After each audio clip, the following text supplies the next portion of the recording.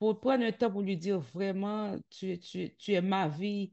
Parce que souvent, les gens, ils vont dire, mon fils est ma vie. C'est parce que c'est un genre pour exprimer l'amour. Mais on peut dire à Dieu qu'il est notre vie aussi. C'est comme prendre un temps vraiment pour bâtir cette intimité avec Dieu. Donc, c'est pour vous dire que ça veut dire on peut toujours lui parler. Donc, on n'a pas besoin de texto, mais dans nos pensées, dans notre cœur. Pendant qu'on fait la vaisselle, pendant qu'on cuisine, pendant qu'on est au travail, on fait quelque chose, on peut toujours lui parler. De même qu'on pourrait utiliser le téléphone à chaque fois qu'il y a un petit temps pour texter, pour envoyer un petit cœur, on peut toujours lui parler. Donc, c'est ça, cette intimité qui fait que on peut prier continuellement.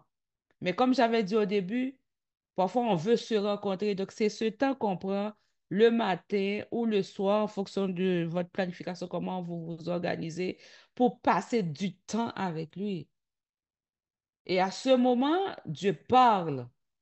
Dans cette intimité, Dieu parle. Dans cette intimité, parfois, on l'écoute, il parle.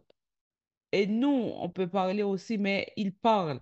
Donc, ça prend ce temps où il n'y a rien autour de nous, c'est juste vous et lui. De même que parfois, vous avez besoin d'être en intimité avec quelqu'un qu'on aime.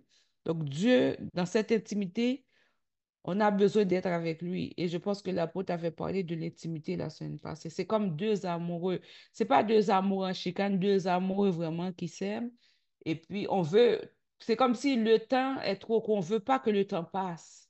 Donc, je peux vous dire que si vous aimez vraiment Dieu, à travers la prière, dans vos pensées, dans votre cœur, vous pouvez développer cette relation intime avec lui.